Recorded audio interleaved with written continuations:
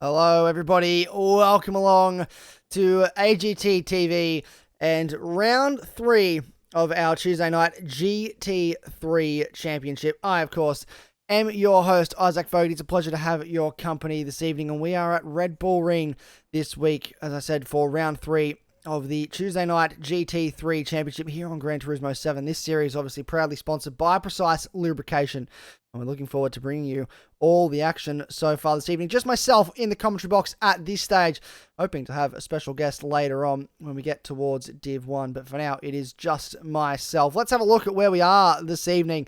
And round 3, we're at the Red Bull Ring in the wet this week, so very cloudy and very rainy.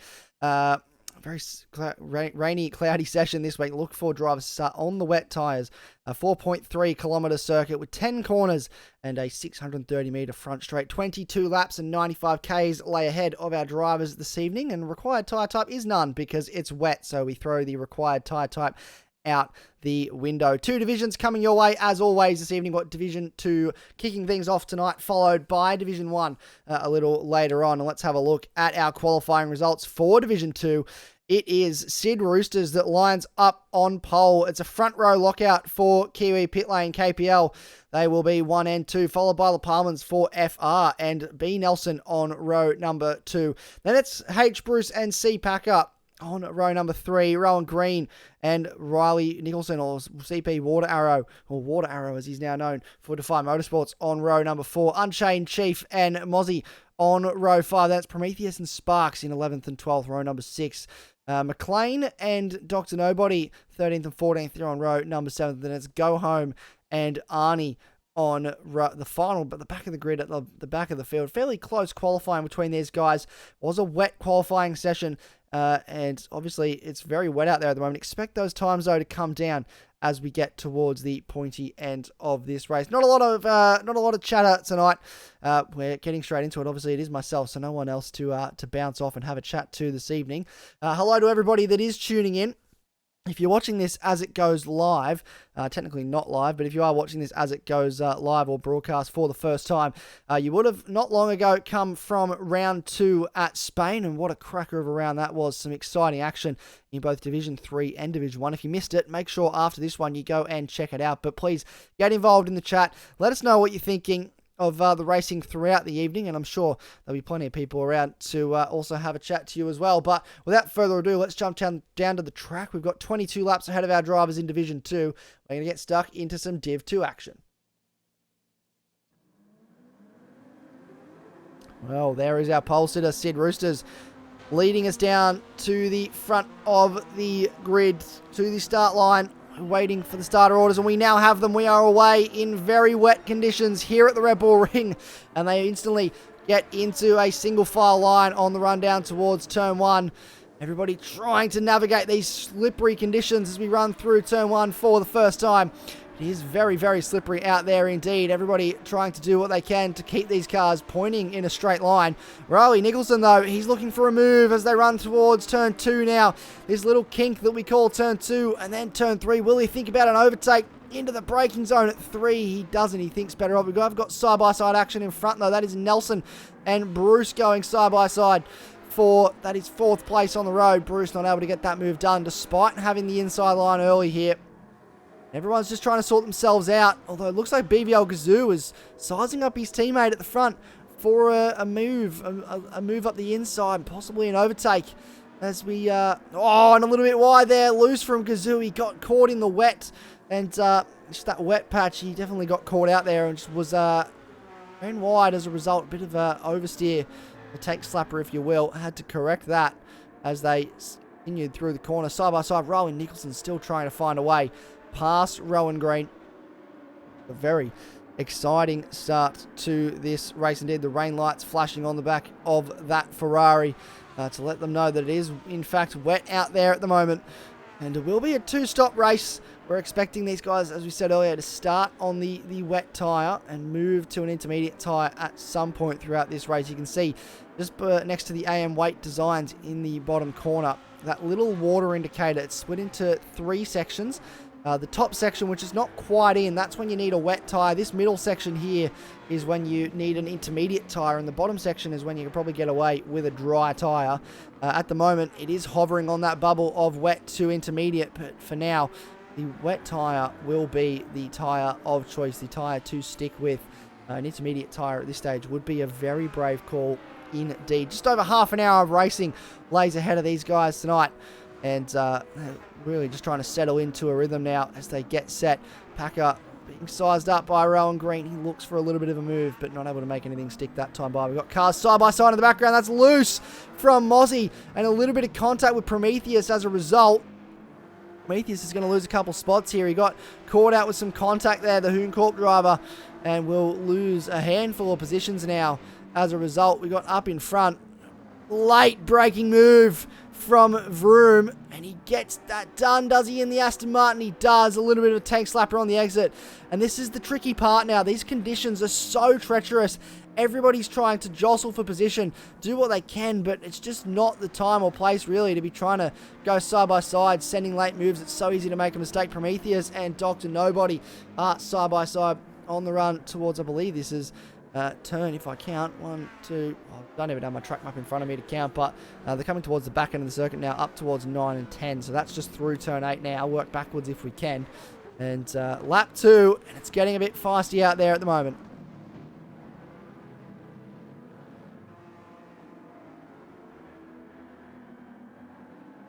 Taking a short little breather as we continue to push on through this race, and Kid Roosters currently quite comfortably leading this race at the moment over BVL Gazoo. So 1-2 for KPL at this stage.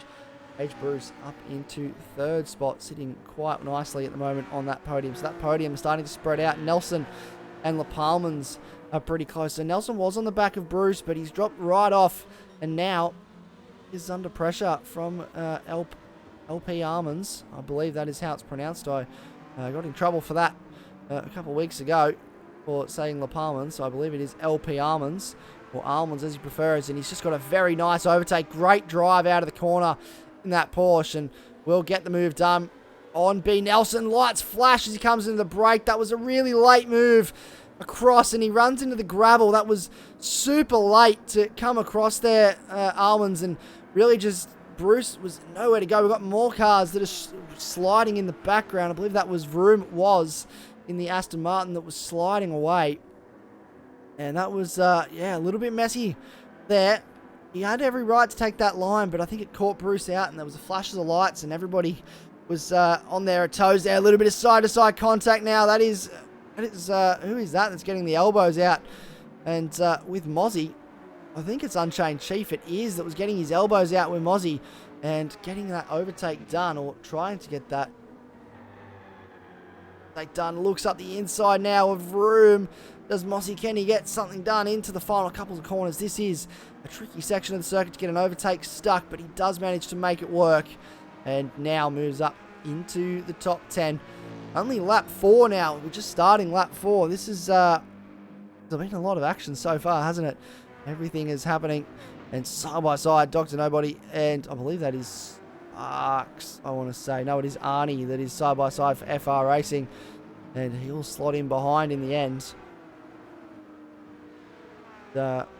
Really all kicking off at the moment. McLean coming to the... He hasn't come into the pits. He's just had a slow couple of laps. So struggling out there at the moment is McLean. Side by side into the hairpin. This is Dr. Nobody and Arnie still battling away. So these guys are still trying to settle position. 3 corners later, and I think they finally get it resolved with Dr. Nobody winning out in that battle. But this is it's very wet out there at the moment, isn't it? You can just tell how damp it is on the circuit right now. There's so much standing water. It's very difficult. Intermediate tyres would not be the best call at this stage. You look on board, just how much water is coming up on the windscreen of H. Bruce. Let's have a look at a wet lap around here. We're coming towards the front straight, so we might actually take you on board for a wet lap at the Red Bull Ring. It's something we get to do too much of. But turn up the volume. Enjoy this one. This is a very, very wet lap with H. Bruce in the McLaren chasing down the KPL drivers in front.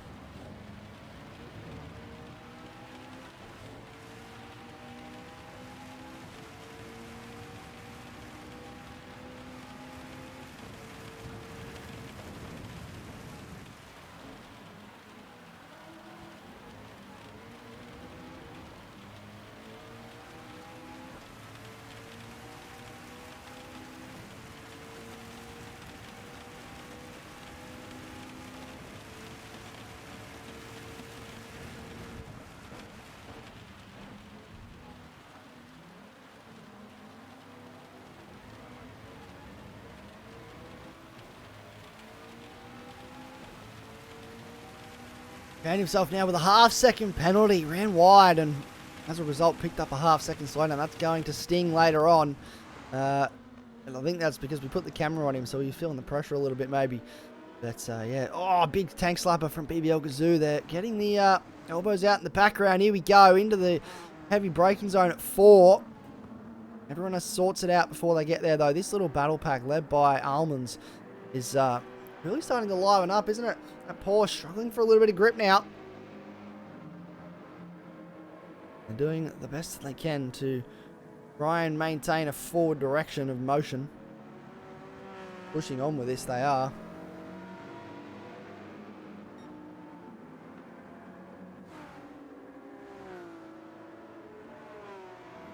Some exciting battles going on out there at the moment. We're just trying to leave a bit of a gap. I feel like if I keep talking, I'm just going to talk my own ear off, and I don't want to do that, ladies and gentlemen, but we will make sure we cover anything exciting that is happening out on the circuit as much as we possibly can.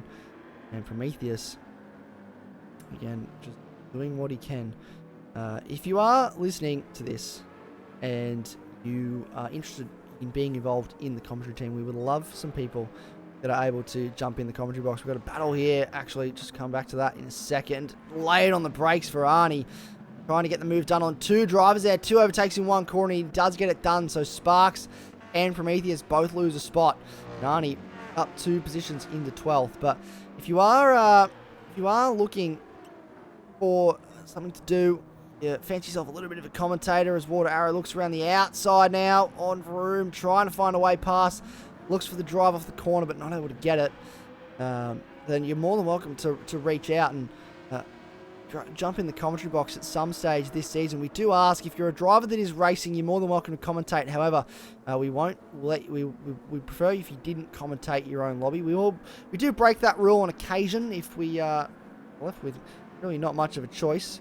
But especially for the lower divisions. Oh, into the wall for Water Arrow. Was he helped in that situation? He comes back on the circuit. They've all done well to avoid him.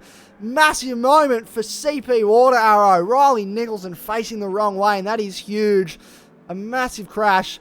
He's got a lot of damage now. Front splitter, front right as well, and the rear splitter all damaged on that Ferrari, and he is struggling now. That is a huge moment for the Defy Motorsports driver, and if Prevails is watching, he's not going to feel too good about that. And he's got a very expensive Ferrari that now needs extensive repairs. He's still able to keep rolling. Will he come into the pit lane this time by? We're about to find out. Does he hug in and stay? No, he's going to keep pushing on with the damage that he's got. Feels that he probably doesn't have much of a choice. There's yellow flag ahead. What is the yellow flag for? That is Dr. Nobody facing the wrong way as well. So people starting to come undone in these wet conditions. And he just spun around. Was not favourable at all for him to be facing the wrong way. And now, a couple cars that are finding themselves at the back of this field as a result. Not good at all. Oh, it looks like the inside now. Multiple cars going to go side by side. We're going to have 3 wide down the back straight, up the top. And that's Prometheus. It's gone through on all of them. Arnie's going to try and get the move done on Sparks. They're still battling away, though. He's going to have a think about it on the braking zone into 4. But not deep enough on the brakes to get that done. Arnie's carried a lot of speed. Runs a little bit wide. Off the road goes Prometheus. So he carried a lot of speed into that corner. And off the road as well for Sparks. Got loose. The rear engine, rear wheel drive car, not a big fan of the wet. He's trying to gather it back up. But it's just really slippery conditions out there at the moment. The rain is actually probably getting a little bit heavier. The track conditions getting slightly tougher at this stage. And it's getting hard out there for these drivers to continue to hold on. Doing everything they can. Maintain position out in front. Not going their way. Laid on the brakes. Broom. Unchained Chief behind, trying to find a way past. Doing anything he can to try and get this overtake done. He is pushing like there is no tomorrow at the moment. Try and make this overtake stick. Now, if you are run wide there for Nelson, loses a spot to Almonds. But if you are watching along at the moment, give us your thoughts. I said Roosters and PVL Gazoo, they look very comfortable out in the front of this one. I think H. Bruce is starting to make some inroads on Gazoo. Can H. Bruce upset the podium that we've got looming here of a 1-2 for Sid Roosters and Gazoo? I think he definitely could be a factor in this race, but can he get that second position at least and hold on and upset the 1-2? In these two drivers, the two KPL drivers, very dominant so far in Division 2 this season. And another 1-2. They had a 1-2 in round 1 at Canada.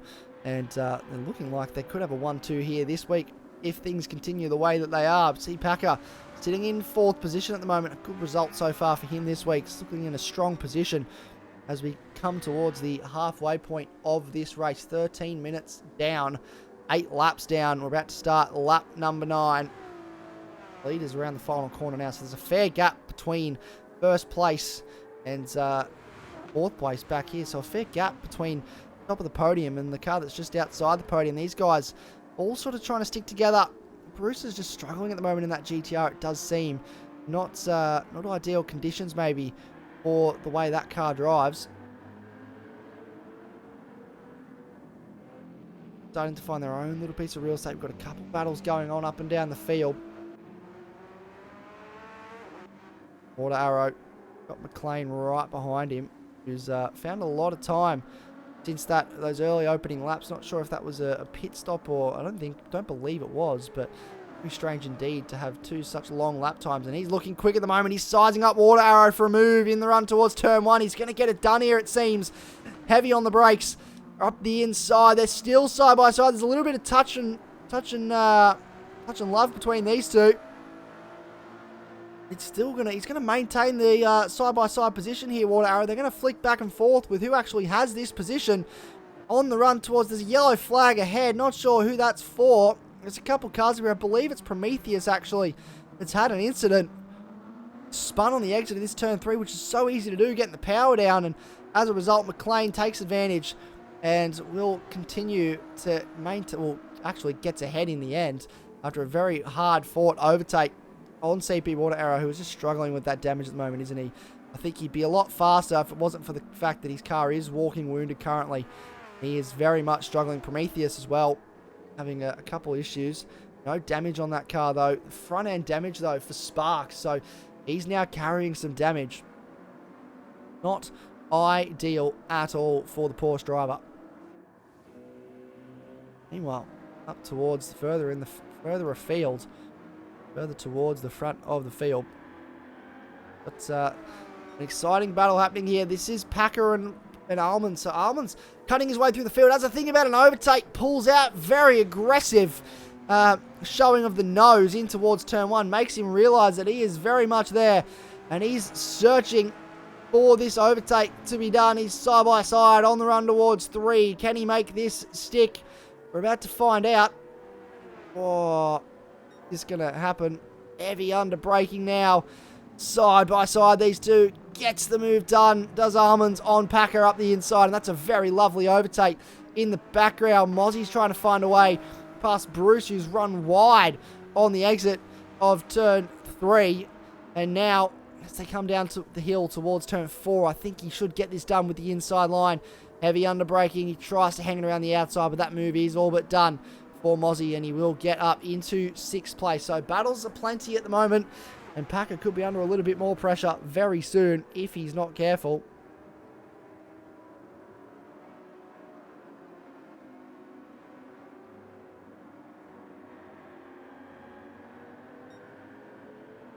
It's very exciting. Getting to the pointy end of, getting to the halfway point, I should say, of this race. Only round 3 of the season. We've got 8 rounds in this championship, so still 5 rounds to go following the round today. And the calendar, well, I tell you now, that is a very exciting prospect of what lays ahead for the remainder of the season for our drivers. A little look for you to let you know. We go to Fuji next week, so it's going to be a very exciting round indeed in Japan. Then we're Yas Marina the week after for what I believe, and I will confirm, could be a night race. And I'm really excited. It's going to be a night race for those guys. Much looking forward to that. Then it's Suzuka. Go back to Japan for a round at Suzuka. And then it's Road Atlanta. And that's going to be a very exciting race, actually, in the afternoon. And then a Spa round to finish out the season. What a strong choice of track to finish the season. Spa, a little bit of front to rear contact between Bruce and Gazoo. These guys pushing each other through, but very much looking forward to Fuji next week. But Yas Marina, that is a brand new circuit to Gran Turismo. Hasn't been in the game for too long. Looking forward to seeing what our drivers can do at Yas Marina. No doubt they'll be getting plenty of practice in between now and that round taking place. So getting towards the halfway point of this race now. 11 laps down. The circuit is actually getting wetter at the moment, which is a big one. There's a lot more standing water out there at the moment than what there was previously. So the rain is getting heavier. The water level is increasing, and that is crucial because we're actually hoping that the track would look to dry out when we get onto intermediates. But that may not necessarily be the case as to whether it's actually going to dry out when we get towards the end of this race. So keep a very close eye on that. Being told no fuel is going to be required in this race, so it's just if it's going to be a no stop essentially. If a no stop race essentially, if it doesn't dry out that much, we could see. I'm not entirely sure if there's a rule about drivers must pit.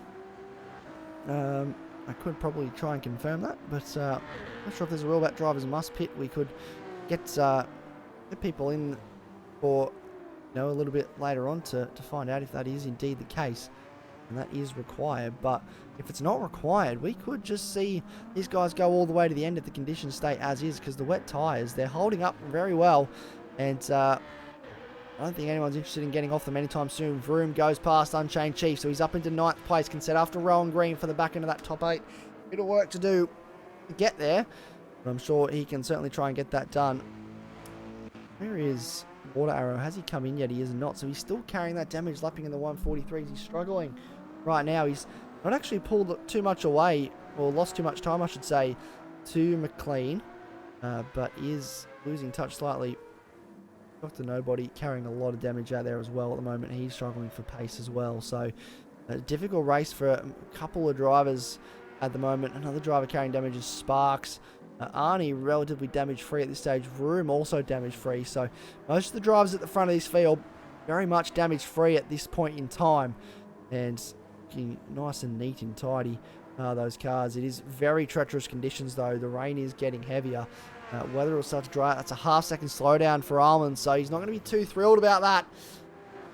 Lap times are starting to get quicker, though, which is contradictory to what we've seen in terms of how the track is evolving as this race goes on. So times are getting faster, but the track is getting wetter. That does not seem to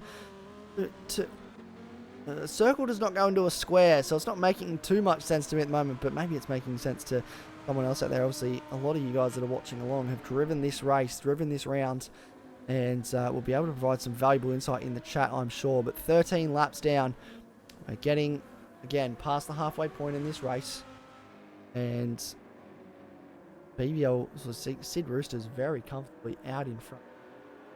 No interest at all in in really just losing a bit of time and letting these guys catch up. He's got the fastest lap of the race of 42.9, and look at those times: 42.5, 42.7, 42.7, 42.7, 42.3. Oh, sorry, 45, 40.5, 40.7, 40.7, 40.7, 40.3, 40.3, 40.2, 40.5, 40.7. We've got a yellow flag ahead. That is for Dr. Nobody, who is indeed struggling out there at the moment. He's got more damage to add insult to injury. He's carrying suspension damage for both front tyres, front wheels now, so not good at all. He is definitely going to have a hard time of it. He's going to get blue flags very soon, and that will be from this man on our screen, Sid Roosters, the man that is currently comfortably leading this race as the conditions begin, or continue, I should say, to get a bit wet up. Nelson is in the lane. That is an interesting call. So let's have a look at this, because B. Nelson, he's into the pits. He's got no damage. I'm going to look for a tyre change here, but Arnie's also into the pits. Are we seeing an intermediate tyre change here? This is a very... Look, if it's accurate to the data that we're seeing in terms of the water that's on the track, I'm very surprised by the call for intermediates. Straight back out onto the intermediate tyre. Yes, indeed. Arnie also coming into the lane now. Will he go onto the intermediate tyre?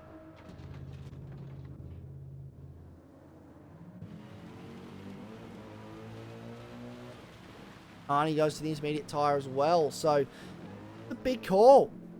Not one that I'm sure I fully understand, but, I mean, it definitely looks drier in some parts, but other parts, not so much. So, this is a very interesting call by these two to get onto the inters early. We're not quite at that crossover point yet, I would imagine.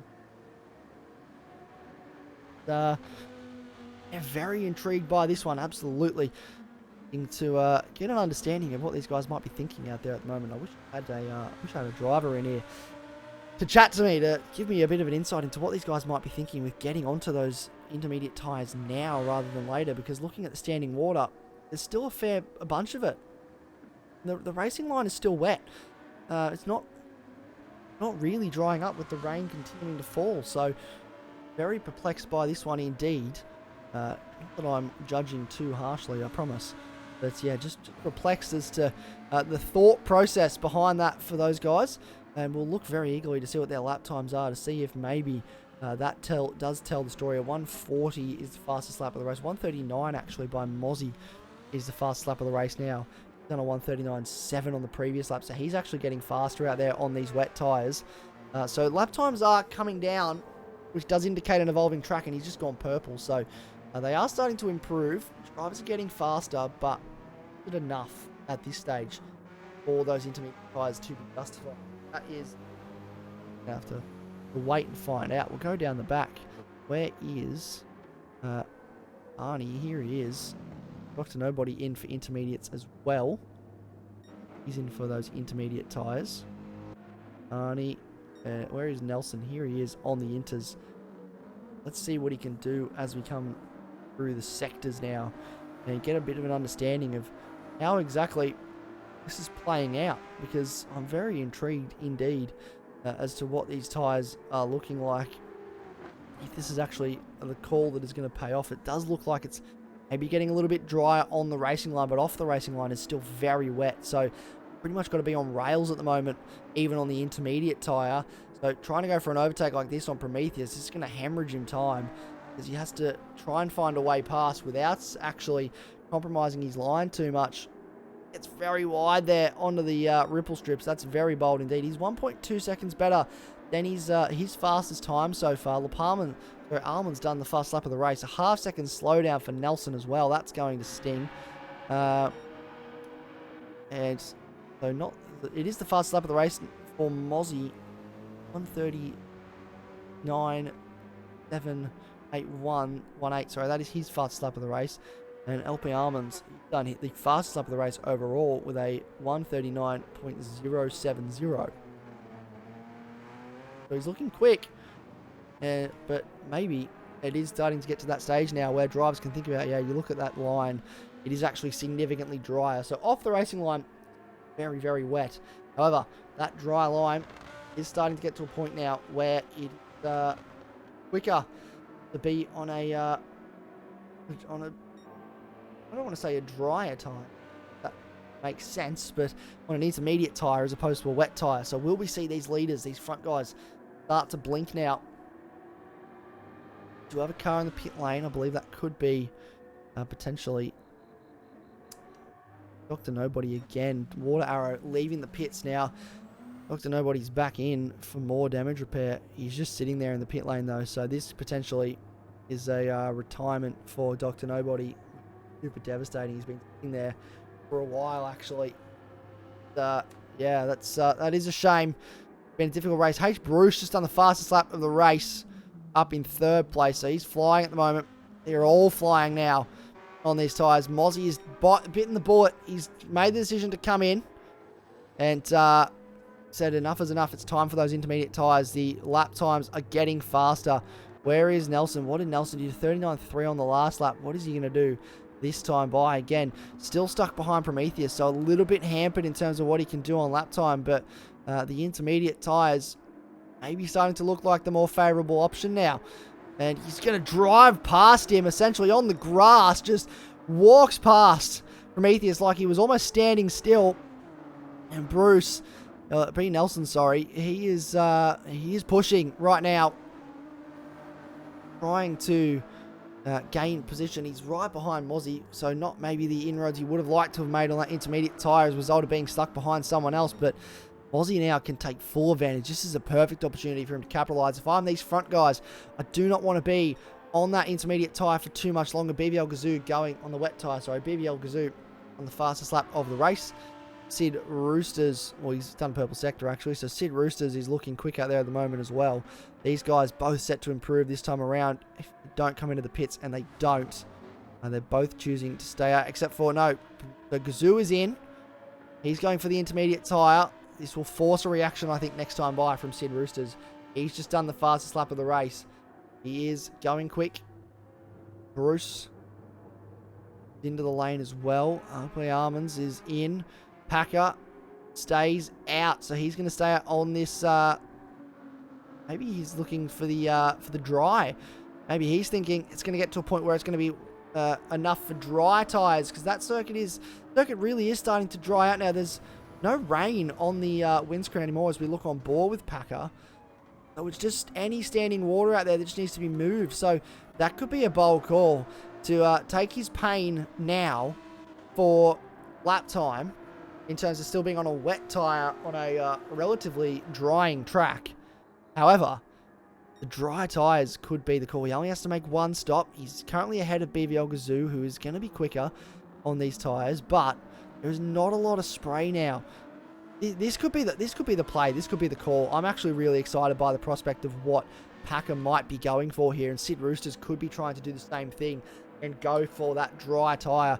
It's going to mean that you're on rails for the rest of this race. You are really just going to be locked in to one line, and there's not going to be a lot of opportunity for overtake, but it is really starting to dry up out there. The spray is minimal when you're on the racing line. If you get off the racing line, as he does so to try and get a little bit of temperature back into those tyres to stop them from overheating, just cool them down a little bit. Very wide from Gazoo. He might cop a slowdown for that as a result. Sid Roosters is in. Half-second slowdown now for BBL Gazoo. There we go. So Sid Roosters is in. Question for me is what tyres he's going to take. Is he going to take the intermediates, or is he going to brave it? He is. It looks like that is an intermediate set of tyres waiting for him. Packer will come in as well. So it looks like an intermediate set of tyres waiting for him to go on this car. And I was really excited at the prospect of getting a maybe getting a dry run, but I don't think we're going to get that. And Sid Roosters is back out. Where is BBL Gazoo? He's coming towards turn 1 now. He's got another 1 second added to that slowdown for his troubles, trying to push hard, and that is super disappointing. Packer into his box now. Here we go. While to get there, didn't it? Get into the lane.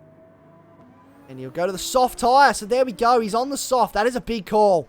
That is a very, very big call. And it will pay him dividends. He's going to have to crawl out of the pits to get to the dry part of the circuit. But once he gets there, I think this is a very good call, because he's going to grip up right here. Yes, part of the circuit is still damp and there's still a bit of standing water, but that dry line is really there now for Packer, and this is a very good call. I'm actually really happy with this. Overtakes are going to be difficult, but the circuit is drying, and it's drying fast. This is a great call, a wonderful strategy. He needs to stay off the wet stuff. Nothing, no water can touch those tyres to ensure that he's going to stay in a straight line. But I'm really rubbing my hands together at the fact that these last 3 laps here could be big ones from Packer if he can make this work. He's a little bit loose still. The track is still wet. There is that dry line. He needs to follow that dry line. That car has to be on rails now. There is no room for error if he wants to make this work, because these dry tyres are not going to look favourably upon any sort of damp surface whatsoever, especially while they're cold. So what can he do? That is going to be the question. Riley Nicholson is the fastest car on circuit at the moment. He's in 12th place. He's on the intermediate tyres as well, but he's used quite a lot of that intermediate tyre to get to where he is. Pushing hard. Really just trying to do the best he can. Does purple best middle sector, so he's up on his time again. As he came into the pits on the previous lap, but he definitely did not. And he's just trying to find a little bit of water on the off the racing line. Keep some temperature in those tyres, bring them down a little bit, because they'll be getting very overheated. Oh, big tank slapper. He's done well to catch it though. Caught a big puddle of water on the exit there, trying to find some water, trying to find the wet part of the circuit, and had a massive slide. But he's absolutely caught that brilliantly, and can now start to try and reset himself, push on. We've got just over 2 laps to go in this race now, and just wondering, I'm really curious as to how this is going to play out for Packer. Is it the right call? Definitely the right call if you can stay on the dry line, but get any overtake done, you're going to have to get on the wet line, and that's the last place you want to be, is on the wet part of the circuit while you're on a slick tyre. So just a big ask. I don't know if it's going to pay the dividends that he wants it to, but it's certainly to have a good result. You need to do something brave. You need to do something bold, and that's what he's done here. He's been bold in his decision. He's certainly going quick out there at the moment, but I don't think it's going to be anywhere near as quick as what he needs to. B. Nelson's actually fastest car on the circuit at the moment. H. Bruce trying to do something about this KPL 1-2 that we see before us. He's on the soft tyres as well. He's actually on the soft tyre, done a 34.2 on the previous lap. These guys are doing 35s and low 34s. So this has paid off for Bruce. Potentially, as we get towards the end of this race, this tyre could start to come into its own even more. Continue to build. We have 1.5 laps remaining. Look at that dry line now. That circuit, there's no spray whatsoever. He has the opportunity here to try and make something happen. Again, get the overtake done. He's going to have to be on the... he's run wide there, and that's going to bring him undone ever so slightly, and that's going to hamper his progress. That's the thing about the slick tyre. As soon as it touches water, it is not happy with you at all. Not even slightly. So, here's Nelson. He is 11th place at the moment. He's pacing after. He's on the medium tyre, interestingly enough. Very interesting call indeed. Not something I really would have picked him for doing. I don't work out when he actually came into the lane. I think it was a couple of laps ago, laps 17 and 18 it does look like. So he is quick out there at the moment on this medium tyre, but whether it's going to be enough, I'm not completely sure. Oh, big moment. Aussie up into 5th place. This is a big result for these guys, looking for that little bit of water that they can, searching for some grip. This is the last lap. This is the last opportunity for Bruce to make something happen. I just don't think it's going to go his way, unfortunately. It was a big bold call to go onto the dry tyre, but it just hasn't paid off for any of them the way I think they would have expected it to. The track has just not evolved enough for the dry tyre to be the key tyre here. The inters, as long as you can find a bit of wet stuff when you're going on the straight line, the inters are still good. They're still a solid choice of tyre. So, not a Not a bad decision. You got to do something different if you want to have a chance at victory, but maybe not paying off the way that they expected it would have. And Sid Roosters is looking very comfortable at the front of this field indeed, and looks like he's going to very comfortably win this race. Dr. Nobody still sitting in the pit lane, not interested in coming back out, unfortunately. So that is disappointing. His race end the way that it has, but Sid Roosters, man, he looks comfortable. Bruce is right there now, so Bruce is all over the back of him. He's got the grip. The grip has started to come alive in the back end of this lap, but he's going to have to do things the hard way if he wants to try and get it done.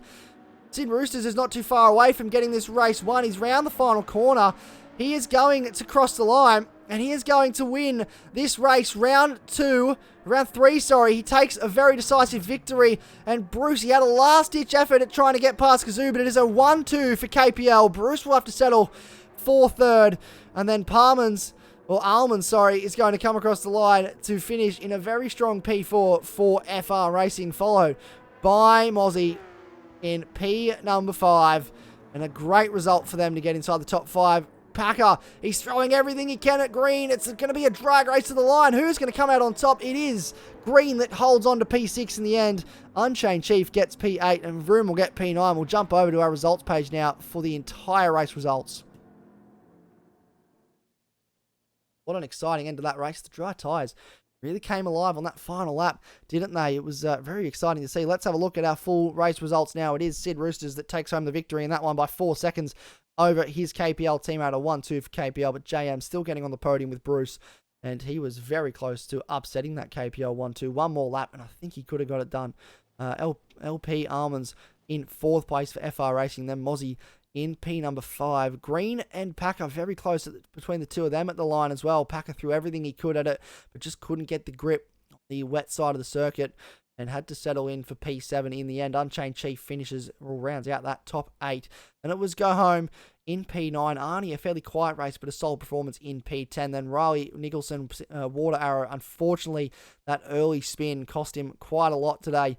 He finishes in P11. Would have been great to see what he could do without that incident. Then it was Sparks, B. Nelson, Prometheus, McLean, and then Dr. Nobody ended up finishing in the pit lane, multiple laps down, unfortunately, which was a very big shame indeed.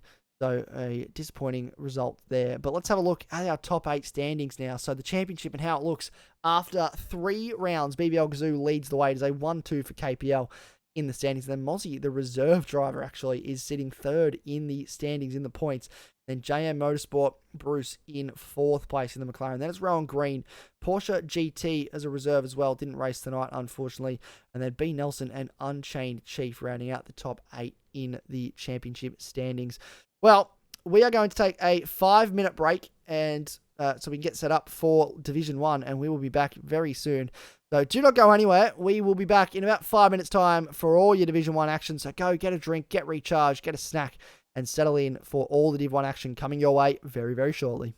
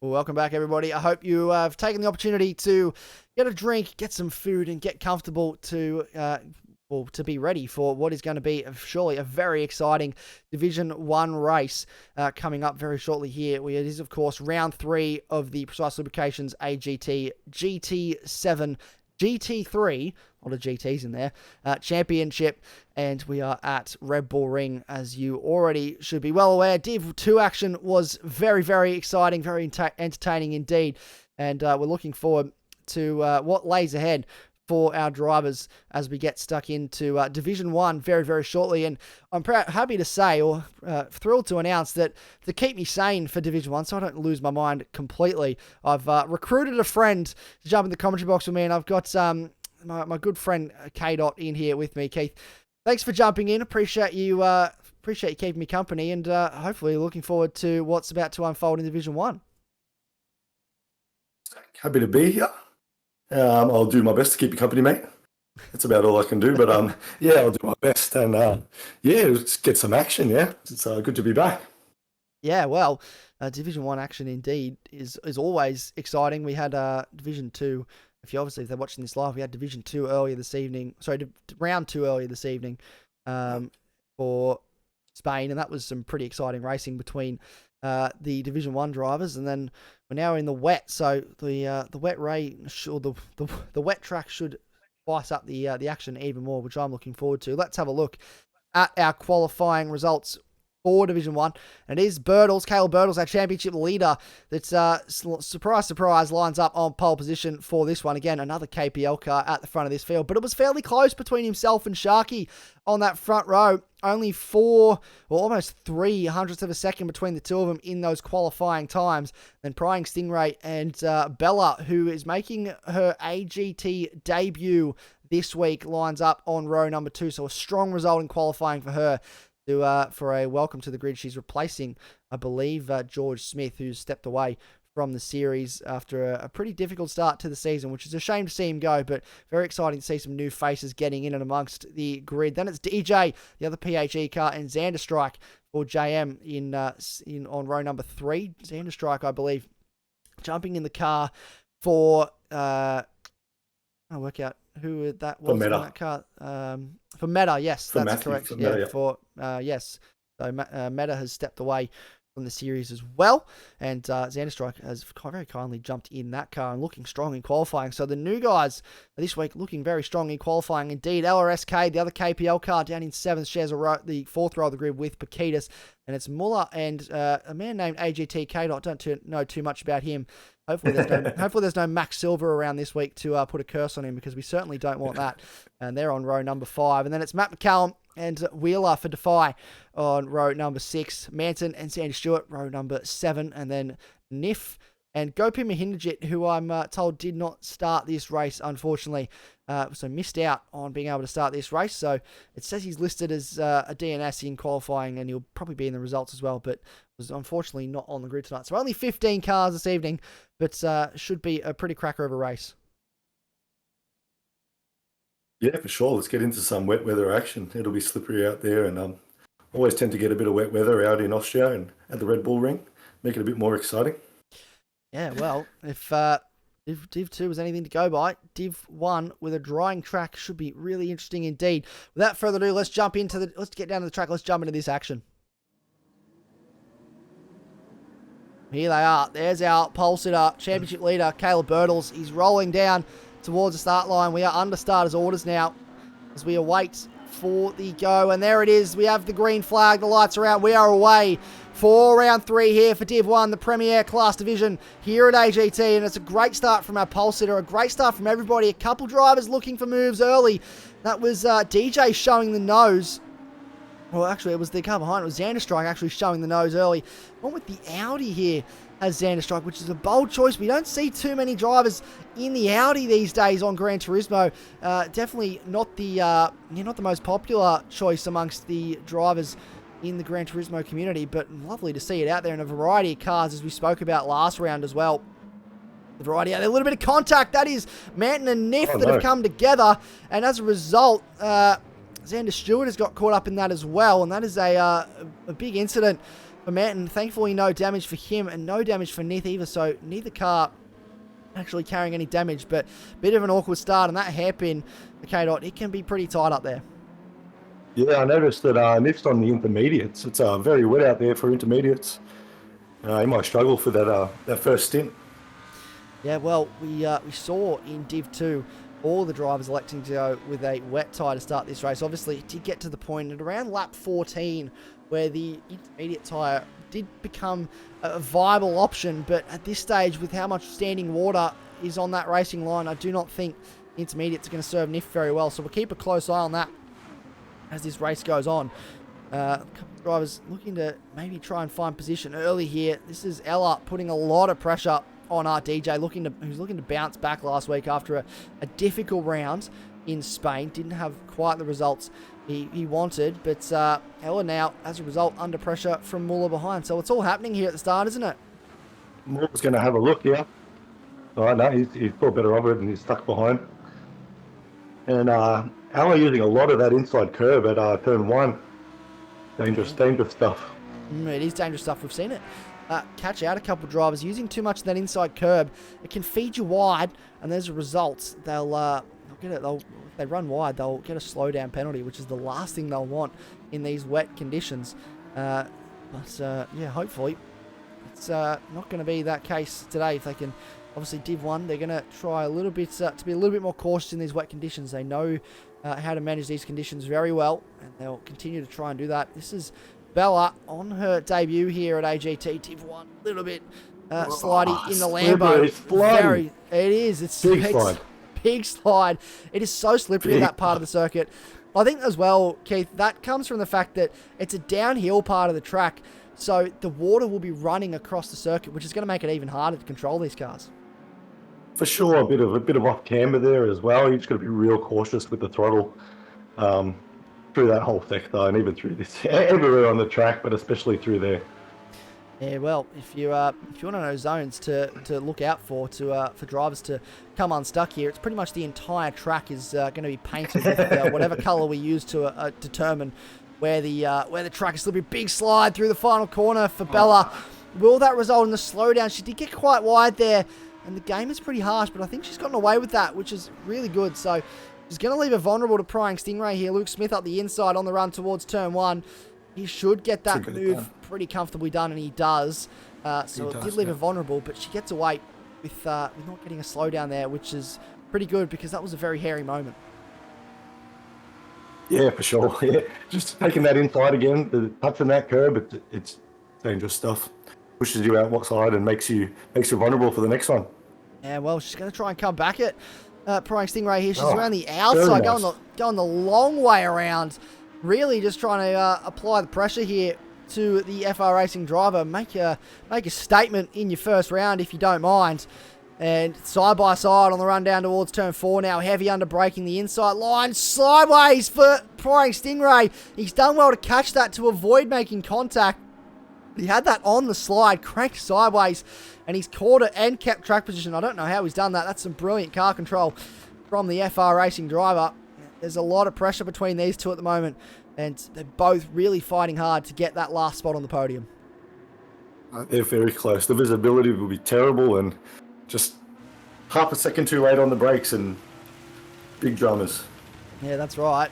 You do not want to end up rear-ending somebody at all by trying to by getting on the brakes too late. Just look at the visibility. She's got it's not too bad. Listen to the slide on board. You can hear she throws it into the corner. Oh, there's a little bit of contact between the two of them. She's gone to catch it. There was a tank slapper there. There was a little bit of contact. Prying Stingray will not be happy with that at all. And I don't think they've either of them have got any damage. They both got away with it. They have. But that was a very hairy moment indeed. And they're throwing everything at it. Carries more speed through the corner again. I think there's a bit of front to rear contact. So the gloves are off here at the moment. She's pushing him up the hill, essentially, trying to give him the hurry up because she has a lot of pace mid-corner in that Lamborghini. Yeah, she's got some pace. She's a quick driver. Everyone knows she's a quick driver, an official distinct driver, actually. And you got to be quick to race with those guys. So she knows what she's doing. It's not her first rodeo. That's right. And that's someone getting very wide. Who's that? That's Niff getting very wide. So got caught going for the overtake. The intermediates seem to be working a little bit in his favour here at the moment, but he just got caught where it's slightly wetter, and that's brought him undone. I will say the new Porsche seems to be a fairly popular option amongst the drivers. We've seen ever since it's come out a bunch of drivers jump over in rounds 2 and 3 to get into the new Porsche. So it's clearly a fan favourite, the first rear-engine, rear-wheel drive car in the game. Yeah, we've had a couple of cars jump over, and the mid-mounted engine cars are better here at the best of times, let alone in the wet. These front-engine cars will struggle a little bit in the wet. But yeah, they're doing okay. It looks like we've only got 2 front-engine cars, one being the Mercedes on screen now, and the other being the Mazda. Berry's not here today, but yeah, he's usually in the GTR.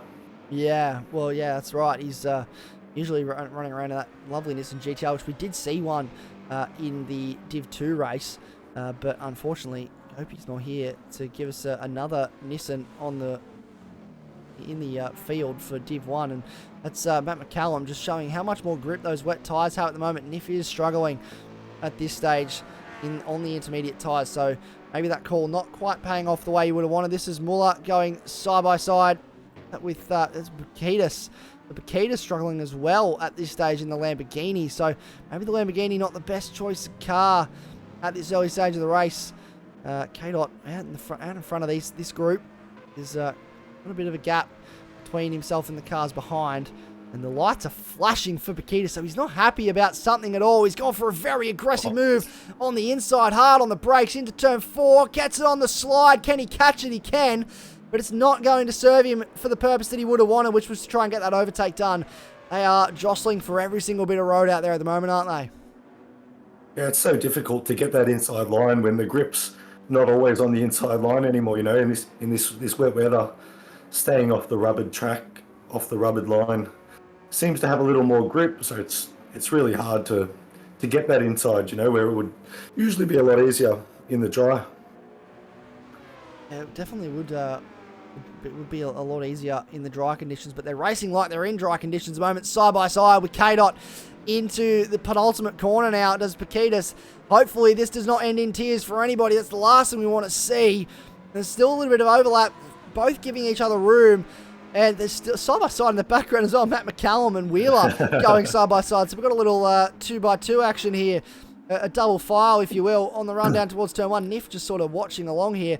K-Dot later on the brakes, able to pull that off, but Matt McCallum gets ahead of Wheeler, who's tried to go for the switchback, so he's gone for the over-under, drives underneath McCallum, and he's going to lose a spot. He may lose another spot here to Niff as well, so the drive out of the corner for McCallum has not been as good as he would have liked, and as a result, he's going to lose a couple spots. He thinks about going for the overtake on Niff. Are they side by side? Niff's actually around the outside of Wheeler in front.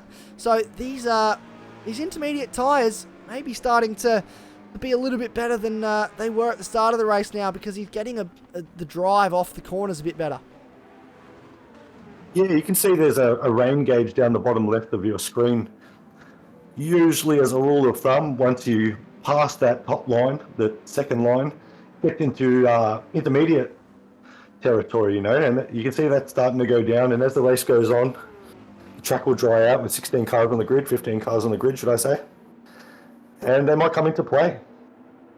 It certainly will. Well, we saw dry tyres come into play towards the end of the Div 2 race, so that's a exciting potential. I didn't think dry tyres would play a factor at all in any of these races, but certainly it's started to play a little bit of a factor in that last lap, a lap or two more, and we would have had some serious problems for the KPL 1-2 that looked a surefire thing from the word go in Div 2 with H. Bruce on those soft tyres. But at the moment, Niff is trying to do what he can to get some spots on these intermediate tyres, make hay while the sun shines, as the saying goes. Get an overtake done. We're on lap 7 now, so we're over a third of the way through this race, getting towards the halfway point, and it is getting it's still pretty wet out there at the moment. Still considerably damp, almost sitting on pretty much that second line, as you mentioned, which indicates that the wet tyres are probably the optimal choice at this stage. But the purple sector for Niff, so he's actually the fastest car on circuit through the first sector, which there's a lot to how these intermediate tyres are working. Look at the drive. He gets off the corner and really just walks past Wheeler in that situation. He is really taking advantage now of these intermediate tyres and trying to walk away. Next up in his firing line will be the man that shares the booth with me, K-Dot.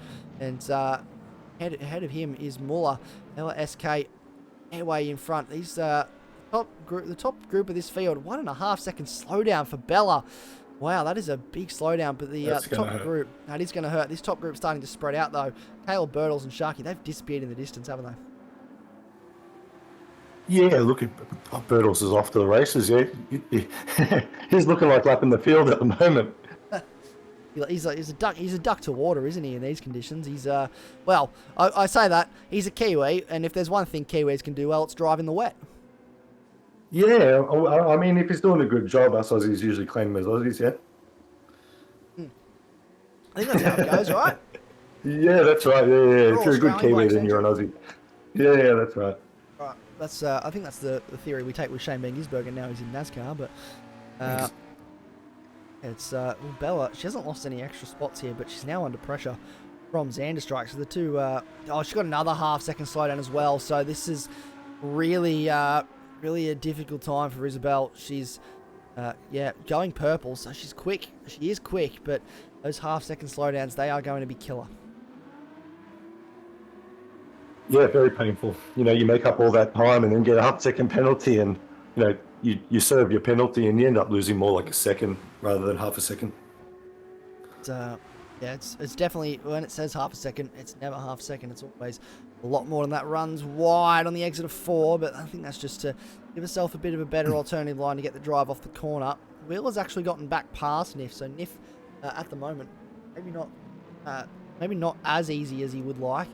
Struggling in some sections as opposed to others. He's definitely quick in that first sort of half a lap, and then maybe just struggling for grip down the bottom of the hill here because all the water's naturally running down this way from the top of the mountain. So, very slidey. Big slide. Big slide. Could lose another spot here. He may. Matt McCallum's going to go around the outside, which will turn back to the inside, and he's got that done. So he has lost another spot, and I think he's just struggling. It's still quite wet at the back end of the lap. Matt McCallum serving a slowdown, which is why Niff's just gone back past him once again. But it is significantly wetter at the back end of the lap than it is at the start of the lap. So Niff really able to capitalise in the early stages, but just can't translate with the lack of grip as we get towards the back end of the lap. But again, that's just the nature of racing in the rain, isn't it? Yeah, that's right. And the smallest mistake, not getting the power down right, can have big consequences. You know, if you don't get that good run and put the power down too quick, yeah, you're going to pay for it. Absolutely are. So, sure. He's really trying to capitalise in this early stage of the race the early stage of the lap to make sure that he can maximise that tyre life. Look at this little group here because we've got Ella, and then in front of that we've got Bella. It's Ella and Bella. That rhymes. And then we've got DJ and Xander. And so this is a nice little battle pack for P4 on the road at the moment. But he runs very deep into the corner. Does Xander? That's going to open up the door for DJ maybe. It's interesting to see the alternate lines that these drivers are taking in the wet. They say, I believe the saying is, when the track is wet, the racing line is the least optimal line for you to take. You want to take pretty much anywhere else but the racing line. So all these drivers, they're searching for grip in these wet conditions, and it's interesting to see the lines they do take through corners. Yeah, you can even see there where Ella's gone, and she seems to get a better run out of there. Her line was very different to everyone else that went through that sequence. And yeah, it looked like she got a good run off. Maybe not. Looked like she pretty good run. Yeah, no, it's tricky, isn't it? Just to try and judge just what exactly the conditions are out there and how everyone else is driving to them. It changes from time to time, and these PH cars are change of position. Bella's up past him, and now setting after Xander. Definitely got the pace now to try and close in. She might fancy herself an overtake on the run in towards turn 3.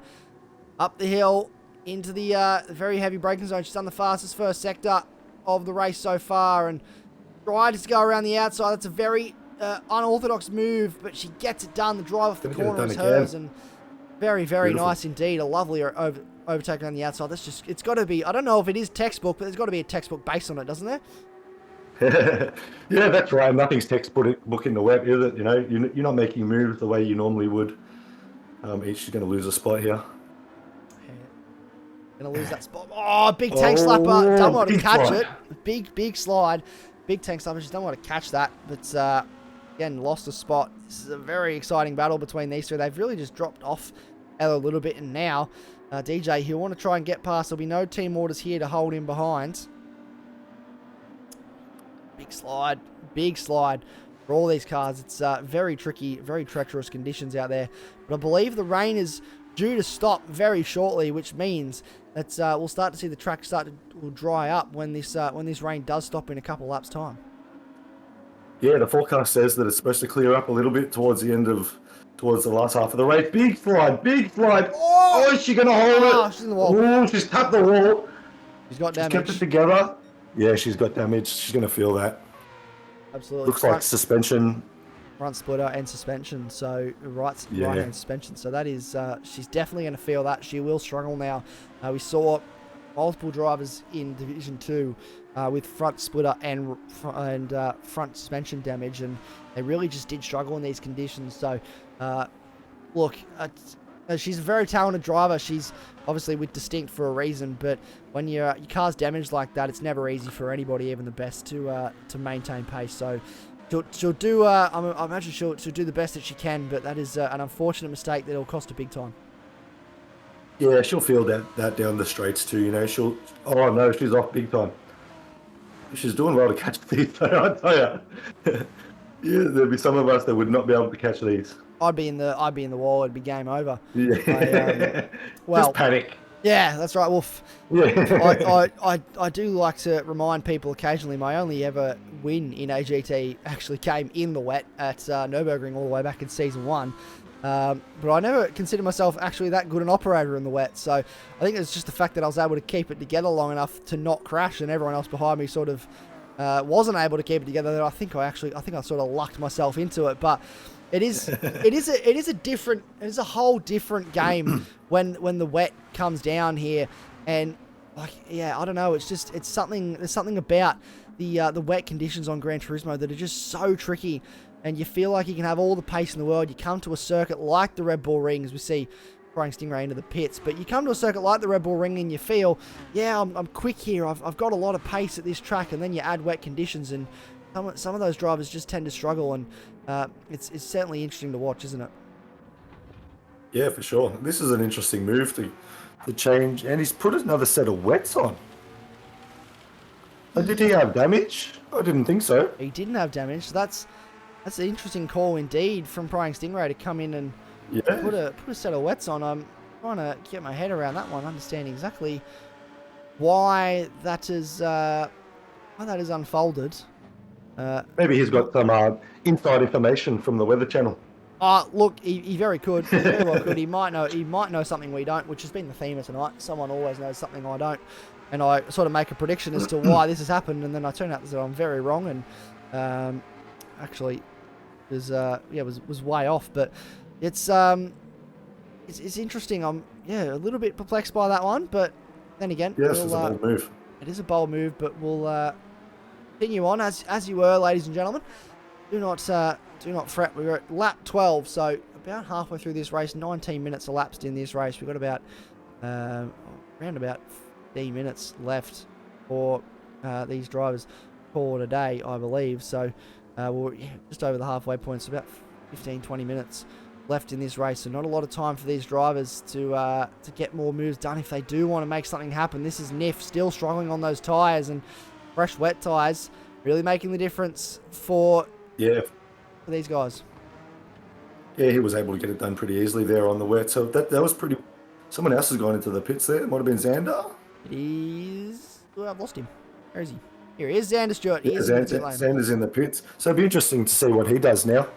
We're in intermediate territory, but you don't know how much the track's going to dry up. No, that's right. And Pakitas at the back of this field, I believe, has also come into the pit lane at some stage. So interesting to see some drivers electing to pit, which is an interesting call indeed. Prying Stingray though, there'll be a method to his madness, I have no doubt. He never does something for no reason, so he'll have an idea and he'll want to stick to it. He's quick out there at the moment, purple first sector for the FR Racing driver in that McLaren. So he's up to something. What he's up to, we don't quite know, but I'm sure as this race unfolds, we'll be clued into what exactly his little British. I think he's British. Little British brain is thinking, and work out exactly what he's playing at with that pit stop. But maybe it's a bit of a psych out for everybody else. But we haven't given much attention to this man at the front of the field, Caleb Birtles. Man, I mean, check out that fastest lap. A 38.7 in these conditions is crazy. He is flying. He's very comfortable out there at this stage. So no real concerns for Caleb Birtles at this stage. He's just very comfortably in the lead of this race, isn't he? Yeah, he's just in a flow state, isn't he? Like, I mean, half a second between each lap in these conditions is just, it's insane. It's well done to him. Yeah, well, I don't know what else to say, but he's a very talented driver, that's for sure. Very, very talented driver. Got a wealth of experience, and it's great that we can have drivers of his caliber be a part.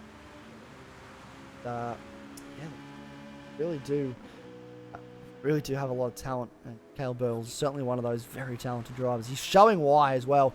Another one is this man on screen, Sharky, and just unfortunately not able to keep up with Caleb Birtles. I don't think anyone's been able to really keep up with Caleb Birtles this season. Unfortunately, he has just been on another level.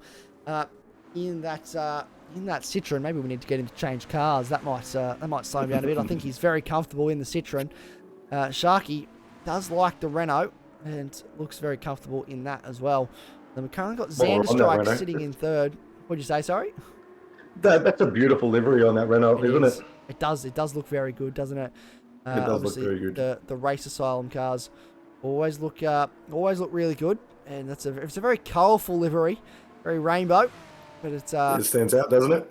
It does indeed stand out. It's very, very obvious, and yeah, it's a very nice looking car. Zanderstrike in that, the only Audi in the field, the only Audi, I believe, in the championship. I don't think there's another driver in that car across all three divisions, if I'm not mistaken. And so he's gone for the lone wolf approach when it comes to big slide indeed on the exit. He's gone for the lone wolf approach when it comes to car selection. Meanwhile, RTJ, he's gone for the one of the more popular selections, which is that brand new Ferrari 296 GT3. And God, those cars look good, don't they? Don't they? Yeah, the livery is great. It's a beautiful looking car. It's nice to get an update on the old Ferrari and get something new in the game with the new Ferrari and the new Porsche, and yeah, guys are jumping on them. Yeah, and well, of course, with the new Ferrari being in, the made by the admin team to go for the Ferrari Challenge once again. I believe is this third time we've done the Ferrari Challenge on a Thursday, and I believe, Ferrari Challenge 3.0 is actually the name of the series. So it's the third time they've taken to the Ferrari, and the first time in these 296 cars, and they look really good, and clearly it's a popular choice of car amongst the drivers in this field, because I feel like I see them everywhere I look.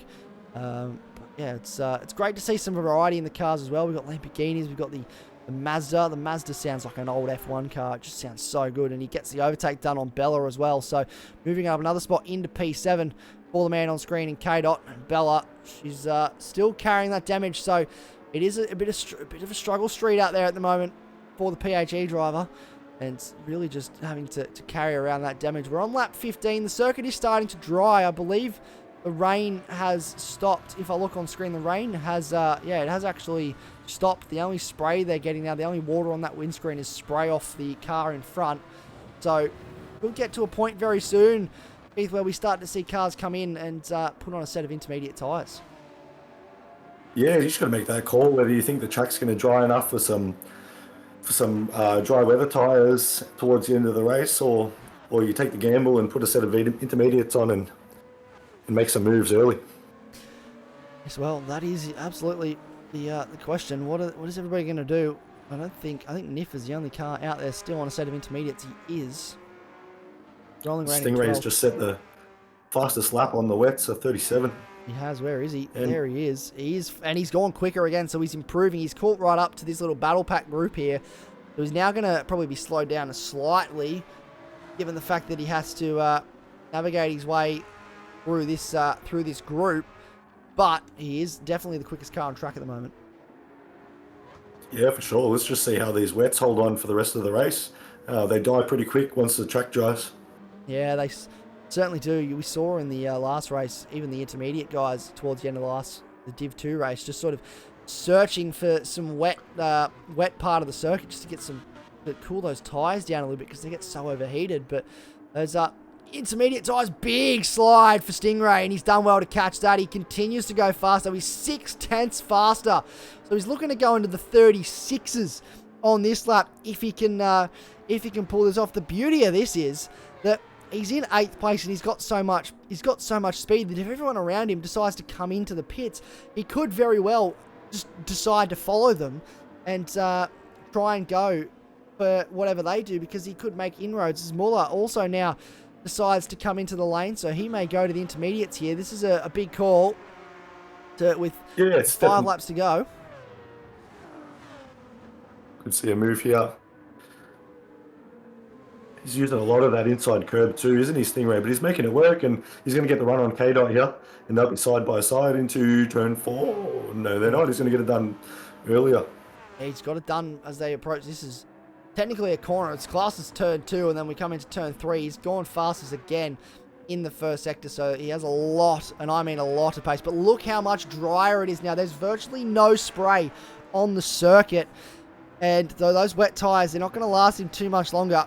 And he's in 6th place, but I don't think he's going to make it to the end of this race with the way this track is drying out, because it could almost be time for dries. We saw a couple cars in Div 1, a couple drivers wait a little bit longer and go for the dry tyre towards the end of the race. Could we see that option exercised here as well, or will everyone go to the intermediate? That I'm sure we're going to find out very soon. Obviously, K-Dot, yourself as a driver, what are you thinking at this stage? You're looking at the track level, or the water level of the track coming down. Are you thinking about inters, or are you thinking about maybe trying to push on and get to a dry set of tyres as the surface continues to improve? Well, as drivers, we get information about what the radar is doing throughout the race, and sorry, he's gone back in the pits. Sorry to cut you off there, but it'd be just an interesting call to see what he does here. It would be an interesting call, so we'll see what he's going to do in terms of tyres. So Sharky's in. This is going to be the first of the big names to come into the lane. And what does he come back out onto? He comes back out onto a soft tyre. So there is some dry tyres going on to these cars. Very scary coming out of the pits on dry tyres, let me tell you, in these conditions. Absolutely. Ella's also gone for a dry tyre. Stingray, I would suggest, will also go for a dry tyre. He does. Matt McCallum's gone for an intermediate tyre. That's an interesting call compared to those around him. Soft tyre for Manton. And the car in front is Bella, who's gone for an intermediate tyre as well. So these intermediate drivers, I don't know. It could be a good call. It could be a bad call. We're about to find out, really, as we get towards the end of this race. But it's right on the bubble now of dry to intermediate tyre. So you might struggle for a lap or two, but towards the end of this race you will. Ella SK, a 3-second slowdown. That is a huge penalty. That will be for crossing the line on the exit of the pit lane, and that is massive. That's a huge penalty. She's going to lose so many spots. For sure. I'm not sure whether she got that on entry or exit, but yeah, just coming out of the pits on wet tyres, you don't have that dry line that you would have on the racetrack, so you just really struggle for grip coming out of those pits. Really do. And here's our race leader into his box. You would imagine here the decision will be for dry tyres, and drops the car down. Here he goes out, and it is soft tyres for the race leader. Xander Strike, DJ, and Niff, and K-Dot all into the lane. Everyone's in.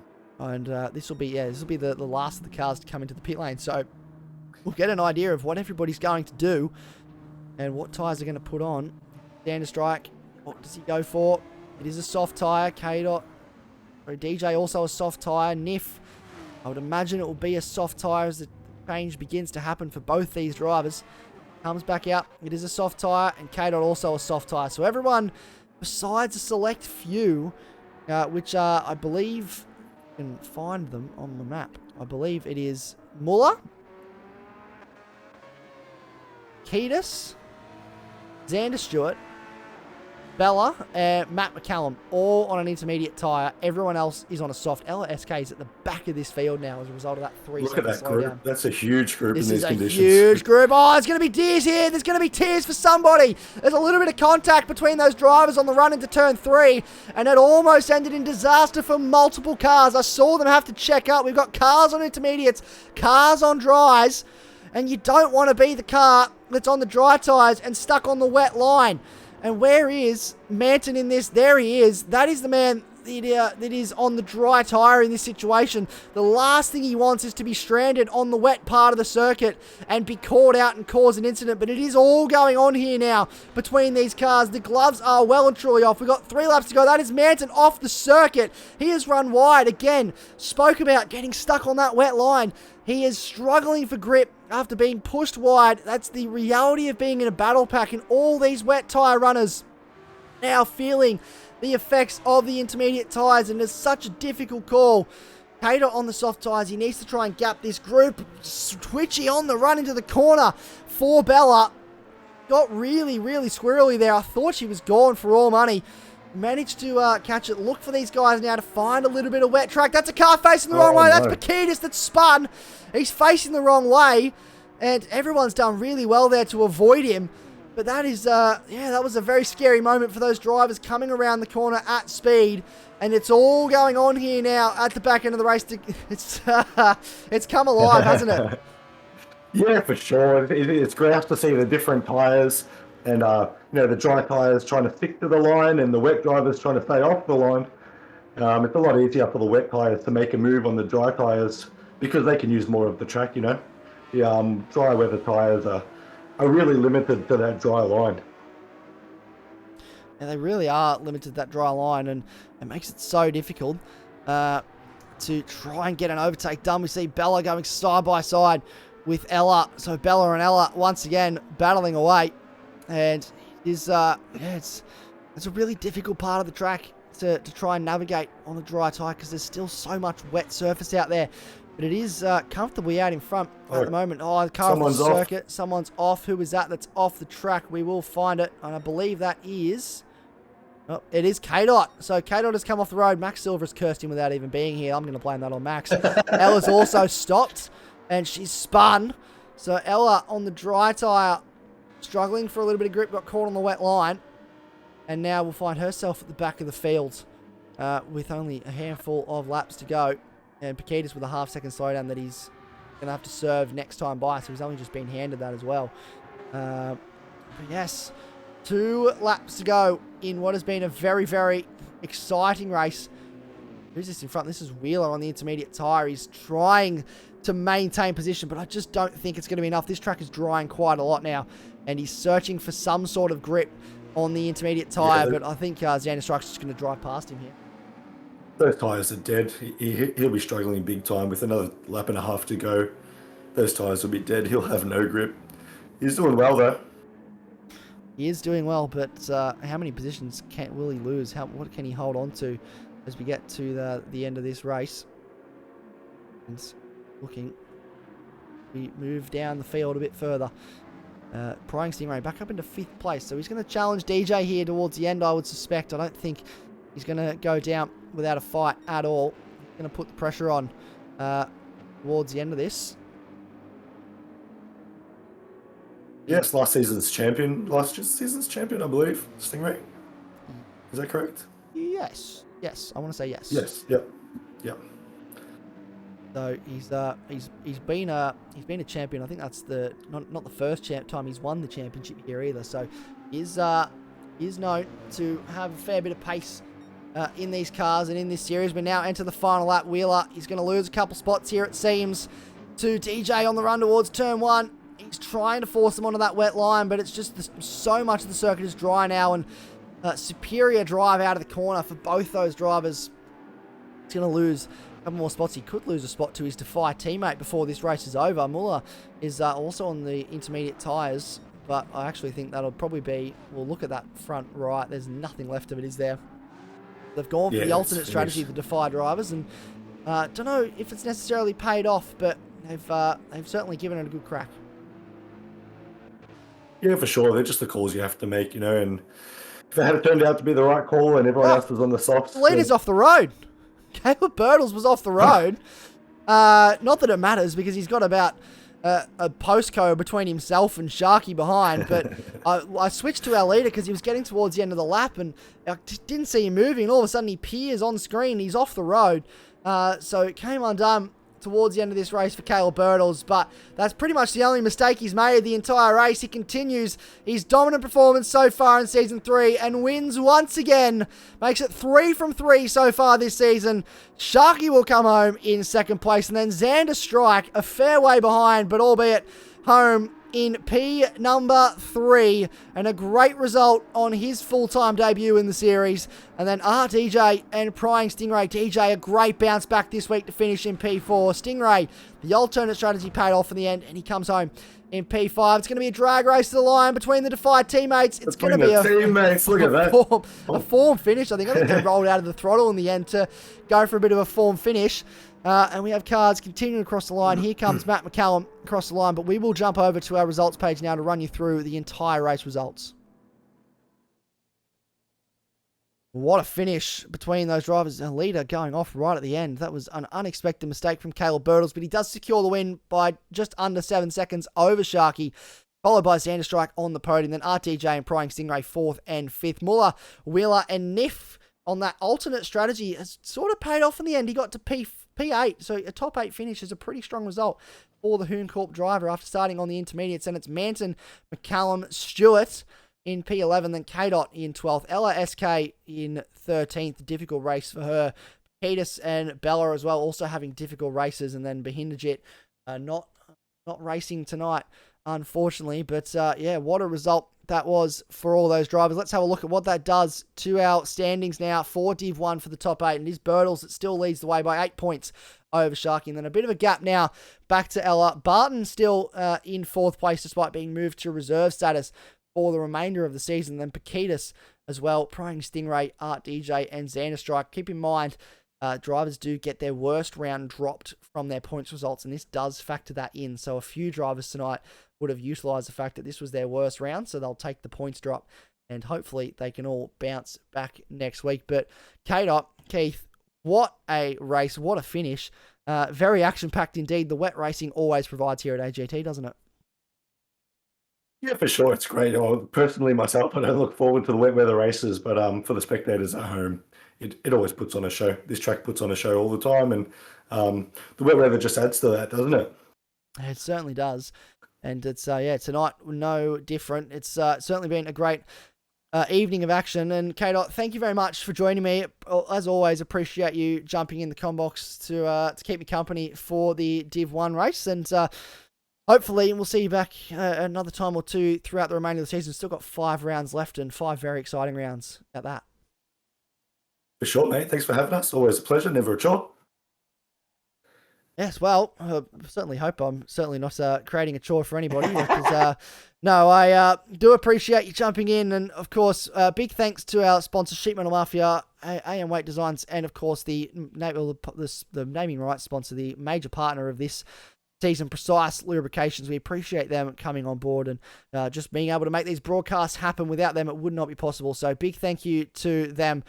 Make sure you go and check them out if you get a spare minute.